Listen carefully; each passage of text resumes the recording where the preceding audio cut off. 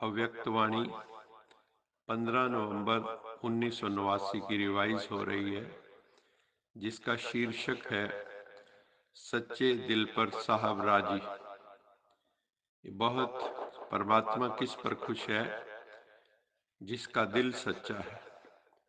आज विश्व की सर्व आत्माओं के उपकारी बाप दादा ब्रह्मा बाबा और शिव बाबा अपने श्रेष्ठ परोपकारी बच्चों को देख रहे हैं। वर्तमान समय अनेक आत्माएं उपकार के लिए इच्छुक हैं, स्व उपकार करने की इच्छा है कि मेरा उपकार हो जाए, मेरा भला हो जाए, लेकिन हिम्मत और शक्ति नहीं है। ऐसी निर्बल आत्माओं पर उपकार करने वाले आप पर उपकारी बच्चे, आप सब उपकारी बच्चे निमित्त हो, पर परोपकारी बनना है। उपकारी आत्मा ही उपकार कर सकते हैं और उपकार सच्चे दिल से होता है। बाबा ने कहा, दिल और दिमाग। दिमाग दिल से स्थूल है, दिल सूक्ष्म है। बोलचाल की भाषा में भी हम क्या कहते हैं? सच्ची दिल से कहते हैं, सच्ची दिल से बाप को याद करो। ये नहीं कहते कि सच्चे दिमाग से बाप को याद करो।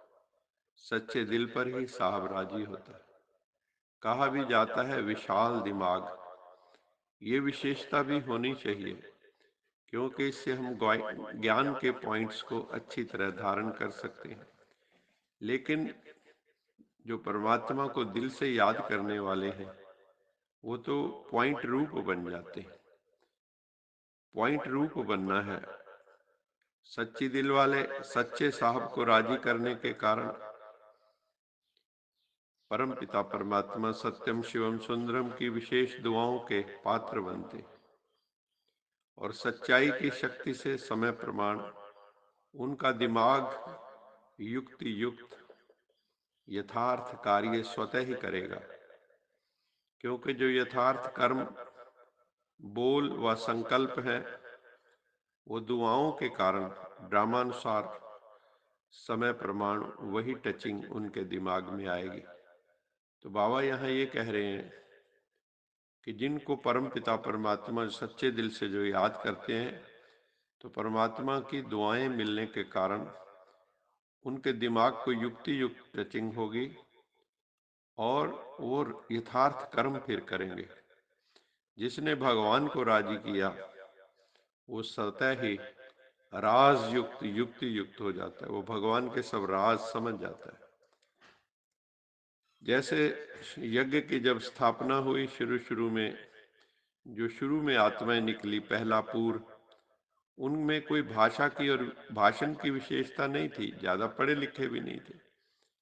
लेकिन आजकल तो देखो कितनी अच्छे भाषण करते हैं, कितनी अच्छी कहानियां किस्से सुनाते हैं। लेकिन जो पहला पूर निकला सेवा करने वाले बच्चों का, उनके पास भाषा नहीं थी, लेकिन सच्चे दिल का आवाज था। जो हमारी दीदी दादियां हैं, ब्रह्मा बाबा है, दिल से बात करते थे। तो परमात्मा को भी दिलाराम कहते हैं, दिल को आराम देने वाला बाबा। तो दिल की आवाज वो सुनता है। शुरू में नैनों की भाषा जो थी, वो भी रूहानी भाषा थी। इसलिए भाषा चाहे कैसी भी हो, लेकिन कांटों से फूल तो बन जाते हैं ना, अगर सच्चा दिल है तो। कई बच्चे अपने आप को कई बच्चे अपने आप को चेक करते हैं, लेकिन देखने की नज़र दो प्रकार की है। उसमें भी कोई सिर्फ विशाल दिमाग की नज़र से चेक करते हैं, लेकिन फिर भी बाबा ने कहा उनमें कभी कभी अलबेलापन, नेग्लिजेंस आ जाती है।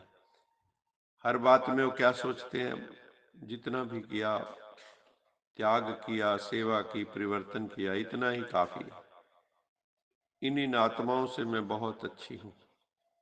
अभी तो बड़े बड़े भी थोड़ी बहुत कमी तो जो महारथी हैं, नामी ग्रामी आत्मा है, उनमें भी है। इस हिसाब से तो मैं ठीक हूँ। तो बाबा कहते हैं ये अलबेलापन का चश्मा है। दूसरा है स्व उन्नति का यथार्थ चश्मा, वो है सच्ची दिल वालों का। वो क्या देखते हैं?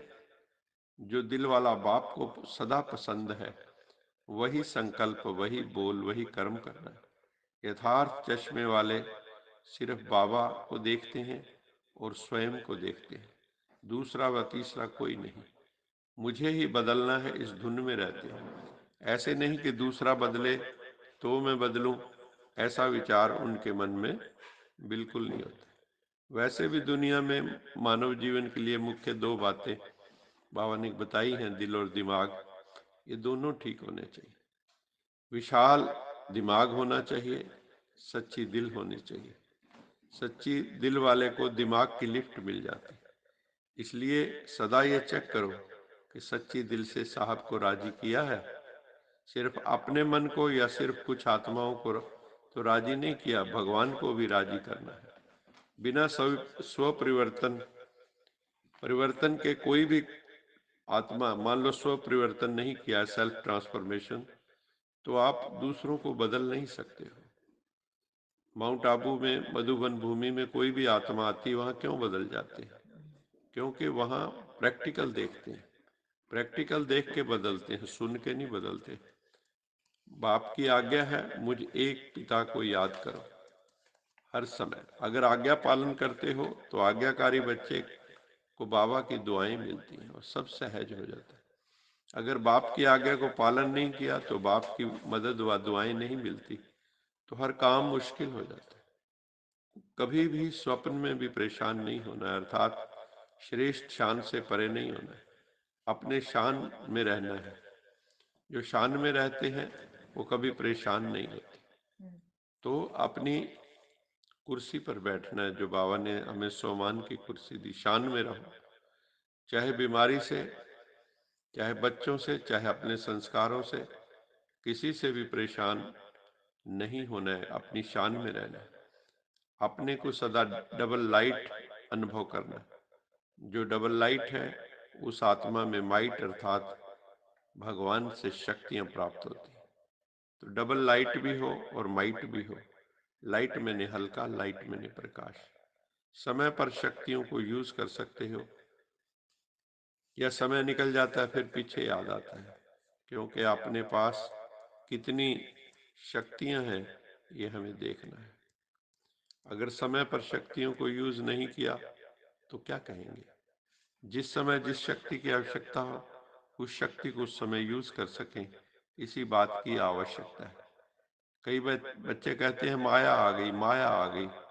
बाबा कहते हैं परखने की शक्ति यूज नहीं की तब तो माया आई, नहीं तो दूर से ही भगा देते। तो यही याद रखना है, मैं उड़ती कला में जाने वाला उड़ता पंछी हूँ, नीचे फंसने वाला नहीं हूँ। जो बच्चे संगम युग पर अतीन्द्रिय सुख का वर्षा सदा काल के लिए प्राप्त कर लेते हैं, अर्थात जिनका बाप के दिल पर पूरा अधिकार होता है, वे विल पावर वाले होते हैं। उन्हें अटूट अटल अतीन्द्रिय सुख की प्राप्ति होती। ऐसे वारिस अर्थात संपूर्ण वर्षे के अधिकारी ही भविष्य में अटल अखंड स्वराज्य का अधिकार प्राप्त करते हैं। आज का स्लोगन है, जहां मेरापन आता है वहां बुद्धि का फेरा हो जाता है। तो मेरेपन से मुक्त होना है। जो कुछ है सो तेरा, मेरा मुझ में कुछ नहीं। जो कुछ है सो तेरा, तेरा तुझको सौंपते क्या लागे मेरा। अच्छा, मीठे मीठे सिकिलद बच्चों प्रति माता पिता बाप दादा का याद प्यार गुड मॉर्निंग। रूहानी बाप की रूहानी बच्चों को नमस्ते। हम हम रूहानी रूहानी बच्चों बच्चों की की रूहानी रूहानी माता माता पिता पिता बाप बाप दादा दादा को को याद याद प्यार प्यार गुड गुड मॉर्निंग मॉर्निंग और और नमस्ते। नमस्ते। सदा रहो हंसते कहीं नहीं फंसते बन जाओ, फरिश्ते बांध लो अपने बसते चलो प्रभु के रास्ते। वाहिगुरु जी का खालसा वाहिगुरु जी वाहिगुरु की जी की फतेह। बोल फतेह। साचे दरबार की जय। जय। लोका लोका समस्ता समस्ता सुखिनो सुखिनो भवन्तु। भवन्तु। लोका समस्ता सुखिनो भवन्तु। लोका समस्ता सुखिनो भवन्तु। ओम ॐ शांति शान्तिः शांति शान्तिः शांति।